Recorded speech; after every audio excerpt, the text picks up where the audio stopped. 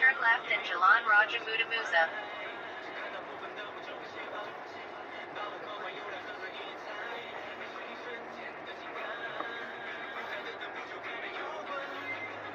You've arrived at your destination.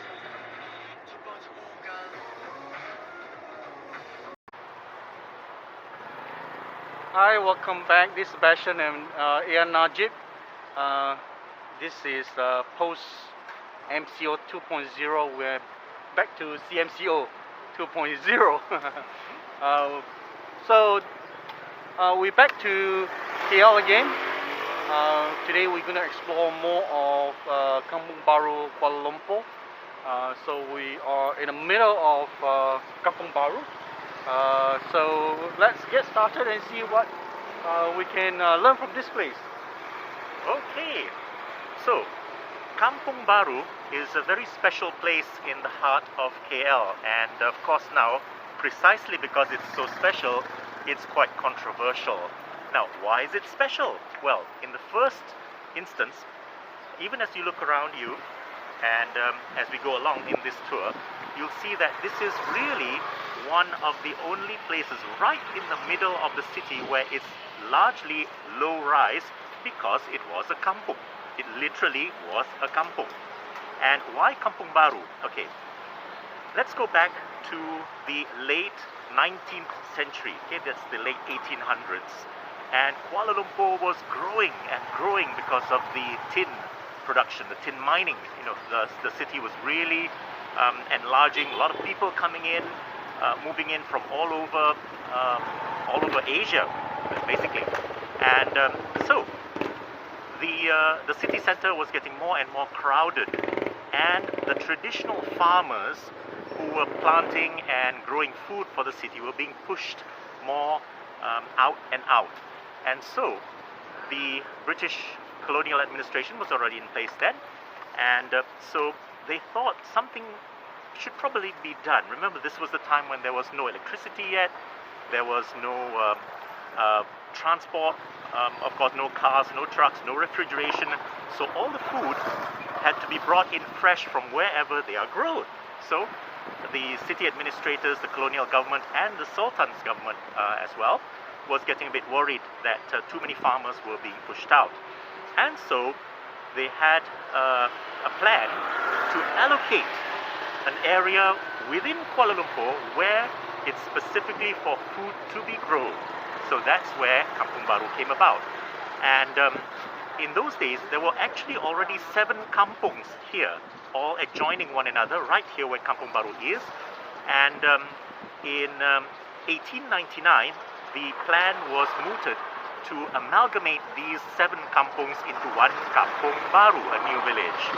So it's a new village in the sense that it is amalgamated into a new administrative entity, but actually there were already 7 kampungs, each until today having its own penghulu or ketua kampung.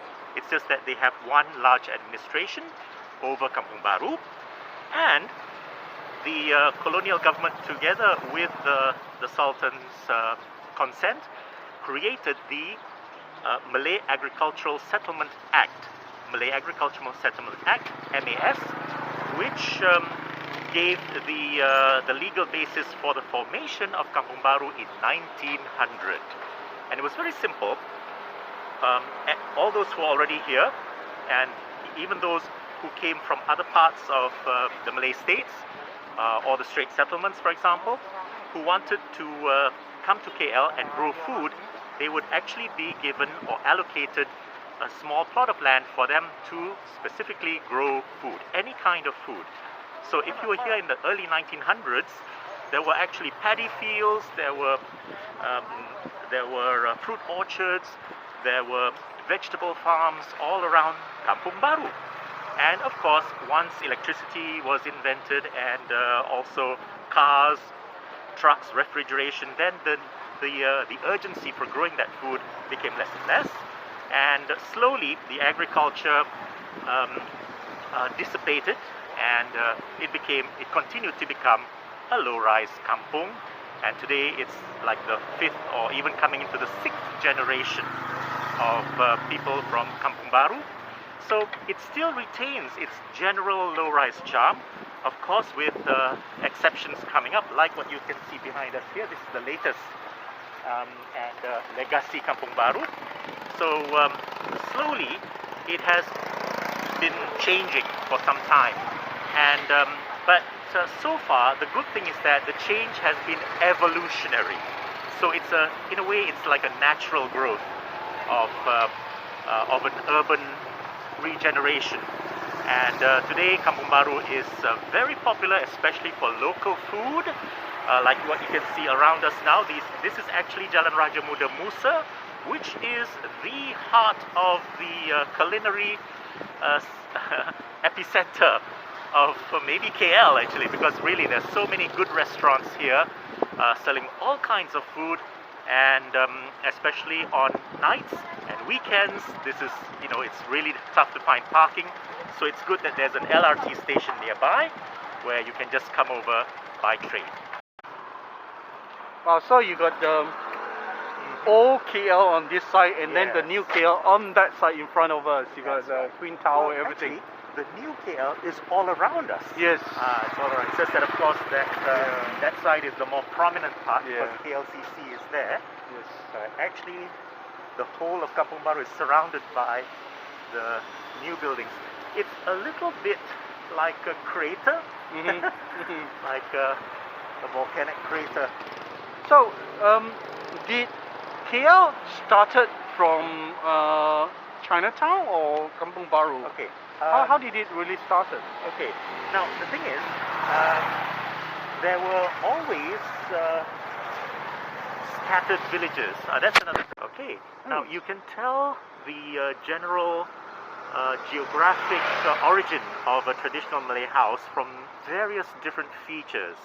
And for this one, I can tell that it's a Johor style house from the floor plan. Okay. Right. Now, Johor houses are one of the few in the peninsula that have an L or T-shaped plan. Or L-shaped? Yes, like that. L-shaped like that, yeah. So you rarely find it in other states, although there are, but in Johor it's quite predominant. What is there a reason they are like that? Well, not really. It's just that what happens in traditional days when one pioneer group has found that they are quite happy with a particular type of floor plan or type of roof, then the people in the surrounding areas will start copying it, and then people in neighboring villages will start copying. So it becomes something that is a regional thing. I see. So there's no particular reason, and all of them work equally well, so to speak. So it's just a local preference, yeah? Maybe can we walk up a bit closer? Yeah.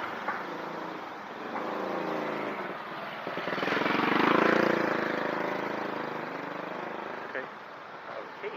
Very Now, interesting. what you can see here is also, of course, originally the house was on stilts, and then over time the stilts were replaced by stone or concrete pillars, and then further over time they start to fill in the lower part as well, because they wanted more space, more kids, more families, and so they started filling it up. And like in this particular house, it's interesting to note that they actually had to dig a little bit deeper. You see how the door has a threshold, to prevent, just in case there's a bit of a flash flood, which happens once in a while. Oh, And do then, Kampung Baru yes, you What get they do? flash floods once in a Okay, while. Yeah, alright.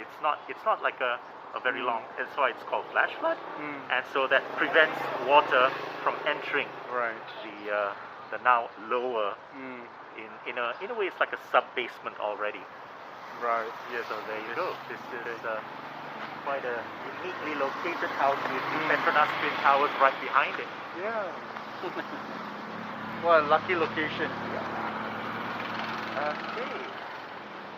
So along the way, things catch up, and now you have this open laundromat.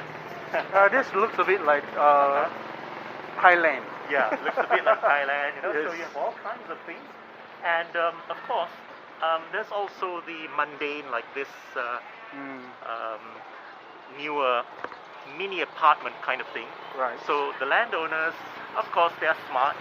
They build to the maximum they can, and they rent out the rooms. They rent out these mini apartments, Right. and make a lot of money. Oh, But one in the thing about the land title. Yeah. Do most of the houses here Huh? have their own land title? Yes, they, Oh, right. now the land title is still under the plot of land, Right. and of course over the years they have been subdivided, and in rare cases even amalgamated, Right. like any other pieces of land around Malaysia. It's just that now with the 4th, 5th and even 6th generation, the number of inheritors Right. to each piece of land has multiplied.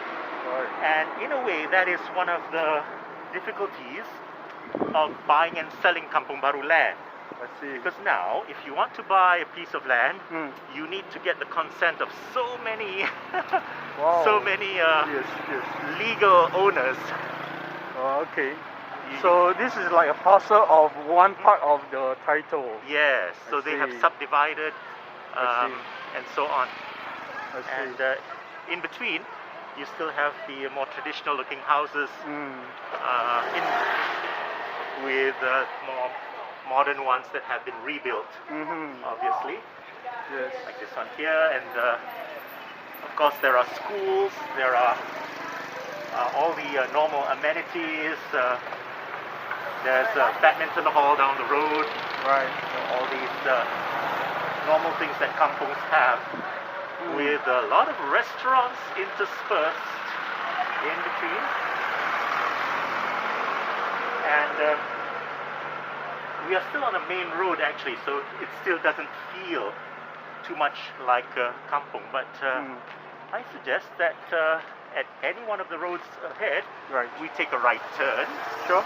and soon you will find yourself in a much more serene place with more green, where some of the houses are really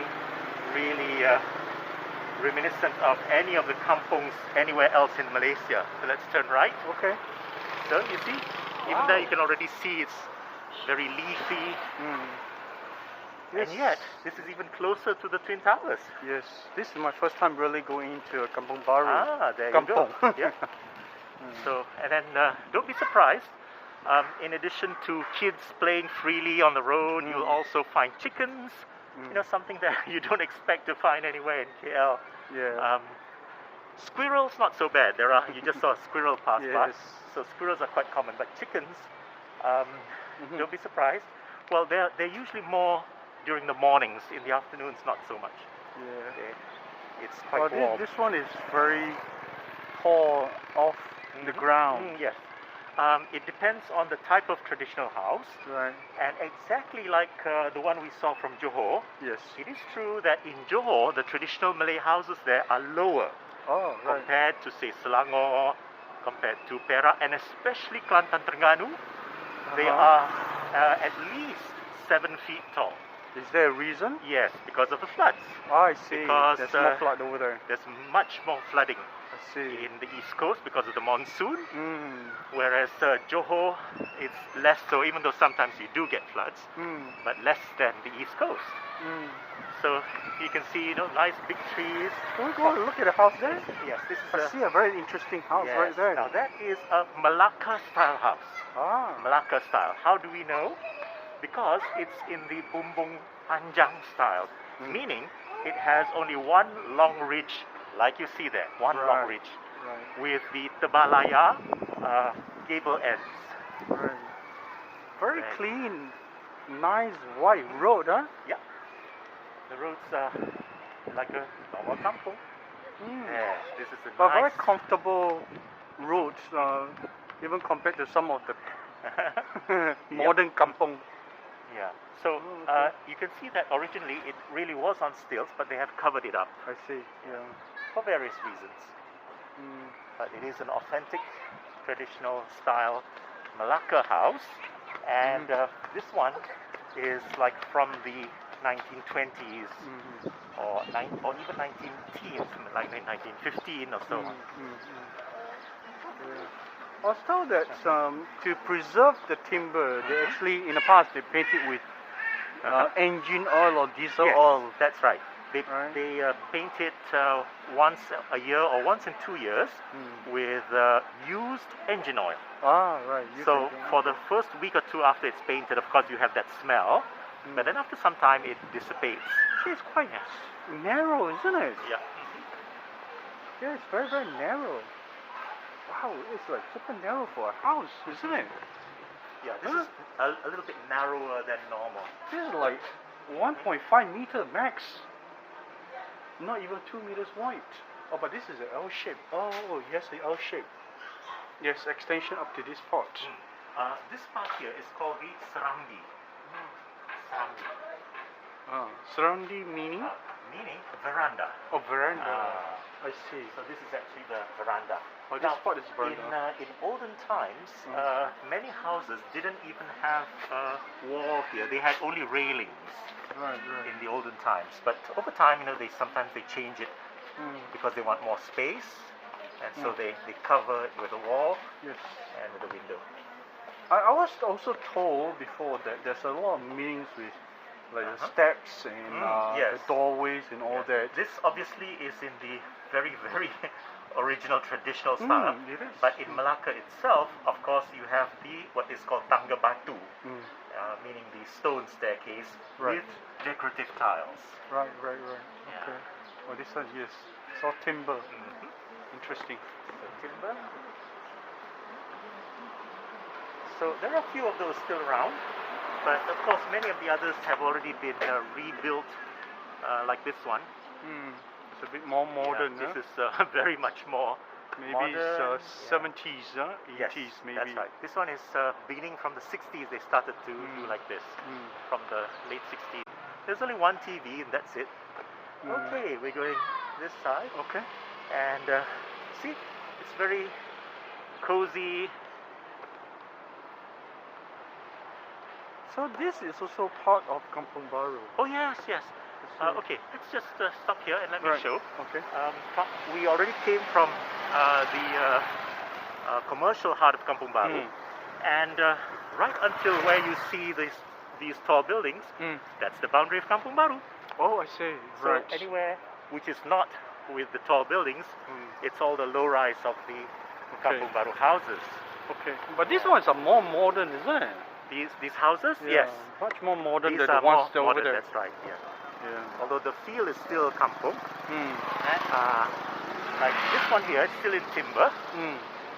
Now, you can see the telltale signs of where the original old part was and the newer part because of the difference in the window.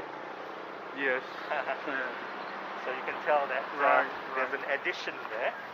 Oh, okay. You see? So this is the older part on the right and the newer part added on the left, and then they redid the roof to cover both. So that happens a lot. This is of course new. This is the day one.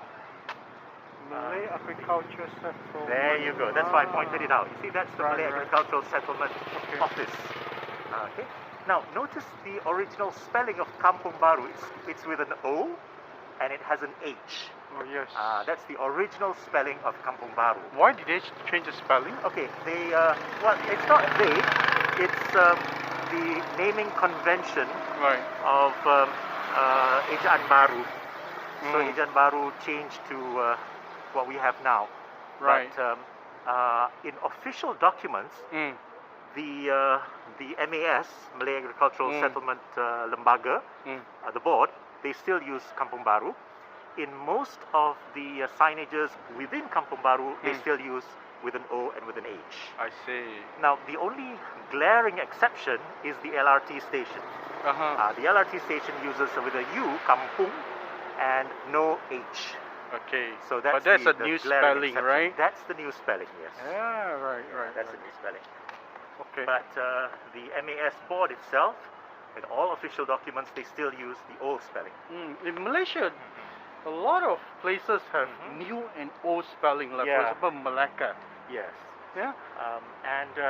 But generally speaking, there are quite a few that remain. For example, Kuching in Sarawak, you still have CH, not just a C. See? So that differentiates it from the normal Kuching cat. Right, right. See, this is a lovely house here. Oh yes. The family is just going out. So it's still with the... there's a huge piece of land in front unused, isn't it? Yeah, so it's still theirs. It's a very interesting piece of land here. So, you know, if this were in Ferrara or somewhere, it would be like this, you know, with a large... They are sitting on literally 1 million ringgit. Exactly. I mean, it's so rare to find a Yeah. piece of property with so much land Yes. and not build anything, Yeah. isn't it? Yep. If But this is they're a happy with it, Chinese yeah. new village, they'll start building everything Yes. to fill out the gap and rent it to someone So, or sell it. I mean, this is worth a photograph because Yes. it's just so Yeah, unusual to find, you know, this True. kind of situation with a big piece of land in front, and you know, people are paying like millions of ringgit for. Okay, But because by the 90s, most people who wanted to change their houses had already done so. Like this one is still in timber. This one here. But you can already feel the kampung environment. You see the fruit orchard there. Okay. That's Cempedak. Is it true that also the red color water will scare off the cats? That's something new to I've me heard. too. I'm not too familiar with it. It is apparently is one of the traditional way of keep the stray cats off the lane. Interesting. That's what I've heard. I'm not sure if it's true or not. Well, you do see a lot of cats here. Yes. Yeah. But these are household cats. Yeah. Yes. They do help to keep the rat population in check. Right. There's another older house there. Yes. Now, you might find that some of these traditional houses, or even some houses, don't look very well kept. There's a very simple reason for that. In many cases when that happens, it means that the original owners no longer stay there and they've rented it out. Well, okay, like So, this one here. Yeah. So obviously when you just rent out, you don't really feel so, you know, house proud. Who do they rent to? Local? They rent to local Malaysians who come from other states to I work see. in KL. Of course, some do rent to Indonesian workers, but most of those workers, a study found that they work in Kampung Baru anyway. They are employed by the local businesses, Right. so they need a place to stay. I see. And in some cases, it's obvious that even the owners, they no longer live here, but they have a house here and they have a business here, so they let their Indonesian workers stay at the house Right. while they are already rich and they have their own bungalows elsewhere. Because the restaurants here, they are doing a roaring business. I mean, of course, pre-COVID. With COVID, everybody's suffering. Yes. So the looks local like it's police, a there's a favorite police place hangout. for the local police, huh? Yeah, police hangout.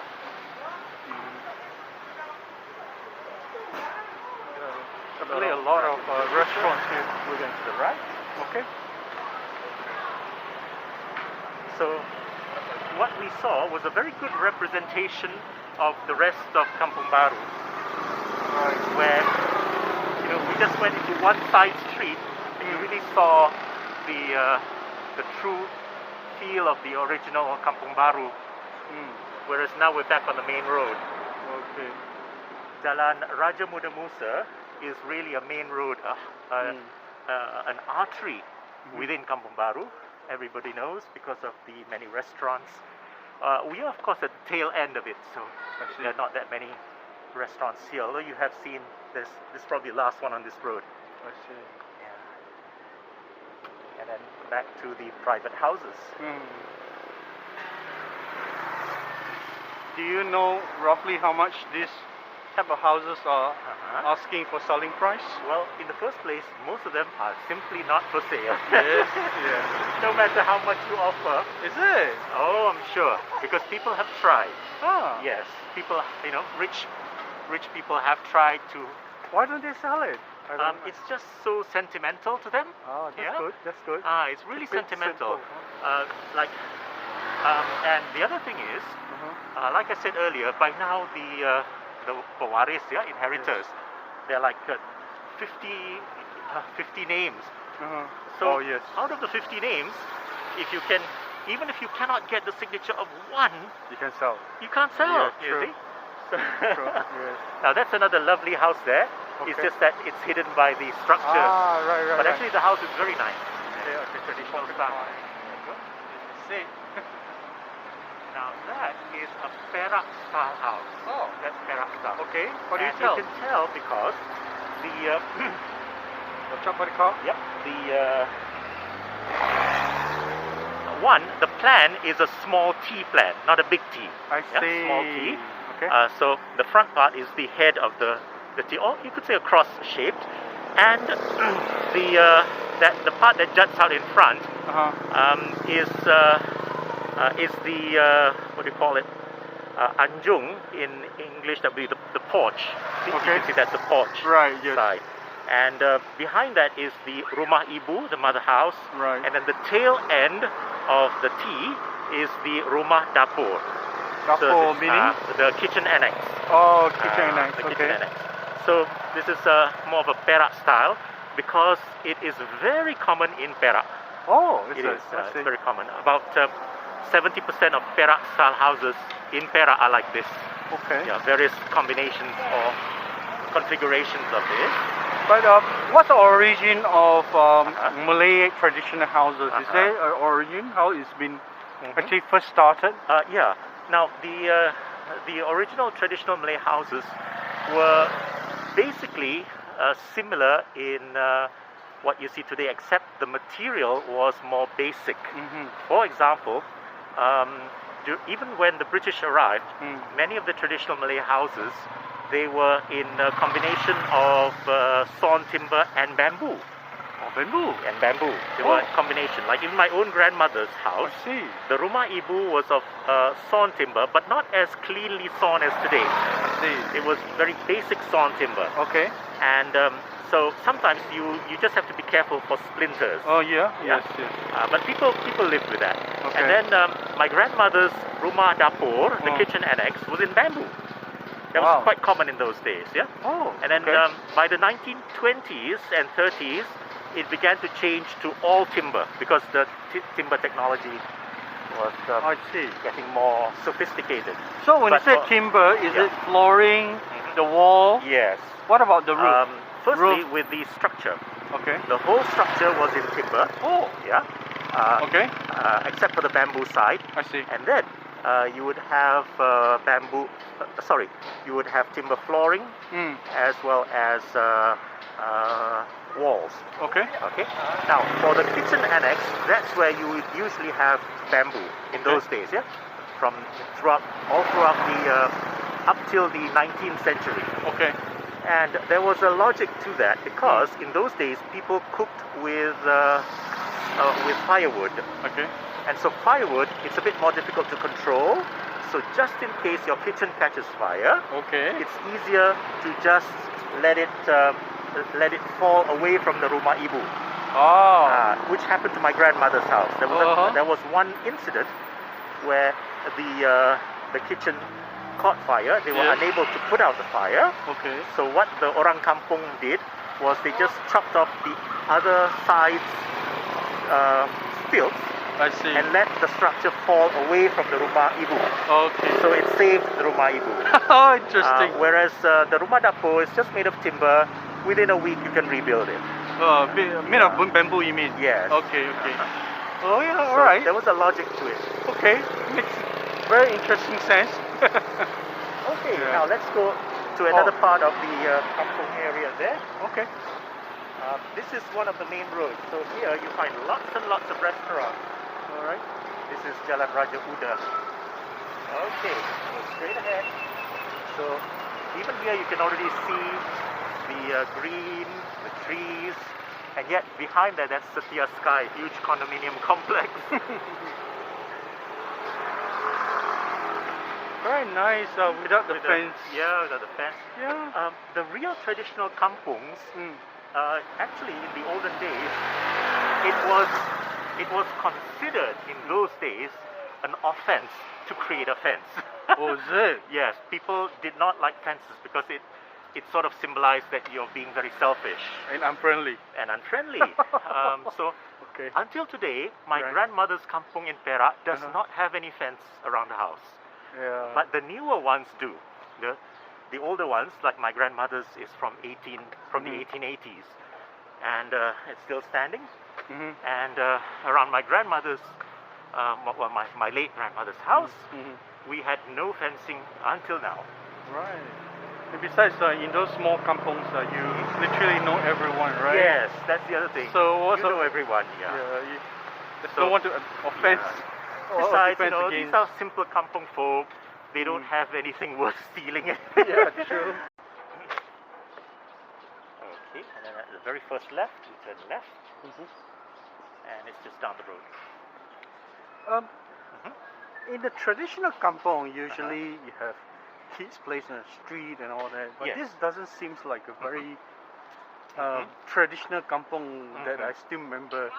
Of course, I never lived in kampung, but that is the kind of image that we usually get, Yes. isn't it? Well, okay, it depends on the micro location. Mm. The part that we passed by the first Mm. in the first round, Mm. when we first started. Now that one you would have more kids playing, but more of like in the mornings. The preschool I kids. see. You'll find them with their bicycles. The Uh-huh. preschool kids. I think this part, yeah, not that much Yeah. for some reason. Not as younger Could be, yeah. generation. Yeah. Maybe it's older generation or Yeah. working generation now. Besides, even when people are looking for places, they tend to stick together in the sense that young families will, when they look for places to rent, when they find that there are other young families there, then they will feel more comfortable.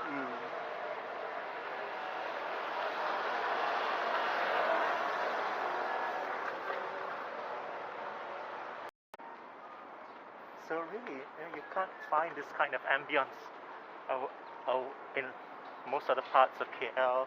Yes. And of course, very sadly, once in a while you'll find these kind of houses where usually when this happens, there's a dispute between the descendants. I see. So nobody can agree on what to do, and ends up nothing's done. Sad to say, happens once in a while. Although for most of them, they know how to deal with each other. Right. Although there was one very rare case where I heard that, I don't think it's that one though, where they had no descendants and they died a sudden death. Okay. So again, nobody realized that until the house was just, left without anyone to claim it. Oh, okay. Yeah. So what happened to the house? Yeah, so by law there's a certain statute of limitations Right. in which after that the government can step in to look for the closest next of kin, Right. which is not an immediate descendant. Yeah, because sometimes even the further next of kin didn't realize. Oh, we've come to a dead end. Oh, Sorry. yes. Like I said, I seldom come this particular see. way, so usually I've already turned that side. Something interesting But, happening here is a barber yeah. and then nice Yep. kind of little nursery.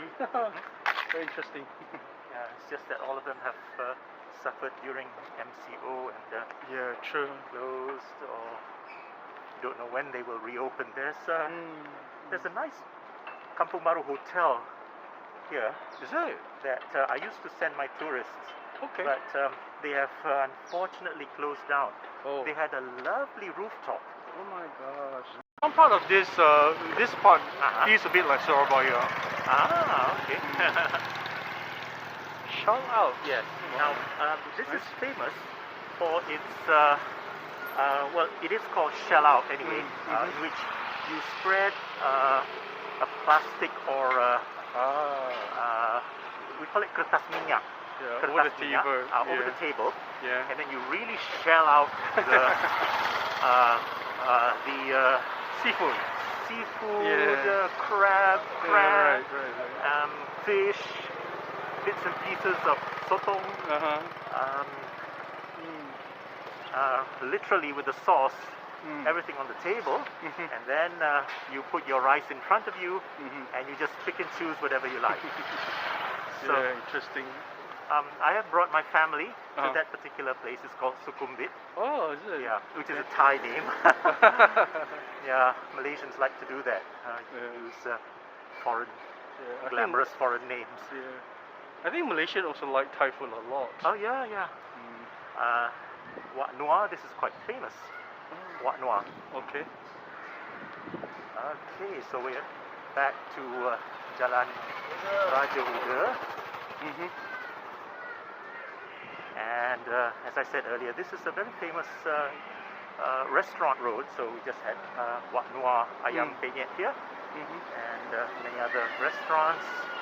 Some bigger, some really very family oriented, like this one here. Very, and you notice actually, this is like most of them. This is the front of their house. Oh, is that? Also, they turn the front of the house into a Yes, restaurant. yeah, they turn the front of their house into a restaurant.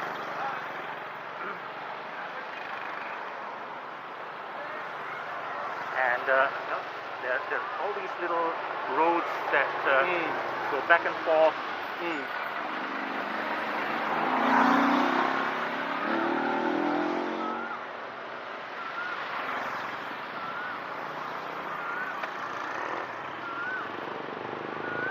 See, like there's even there. That's another one of the traditional houses. Yeah. That Yeah. was there. But some of them have lost their stills. You'll be surprised that one or two houses, they actually chopped off the entire stills and put it all on the ground. What do you do it for? But why do you have to go to that extreme to do that? Why don't you Yeah, just it's very cover it rare. up? I've only heard of two Uh-huh. that did that, and for the very simple reason Uh-huh. that the family is no longer living there, Okay. and they wanted to rent it out, Okay. and they found that it's easier to maintain if they just keep it on the ground. That's a bit silly, isn't It it? is a bit silly, eh? Why don't you just Yeah. cover the bottom part Yeah. and then have all the services running There below, you which go, yeah. you can So, repair like. I've only heard of one or two who've done that. I guess they have their reasons. Yeah, must Yeah. be. Oh, that's a bit weird. It is, it's weird. Yeah. Most of the others don't do that. Yeah. Okay. So just nice. Oh, this restaurant? Not yet. No. One Oh, more. not yet. Okay. One more road. Okay. It's called Orchid Restaurant, and it's actually a Malay Arab restaurant. Oh, okay. Malayanized Arabic food.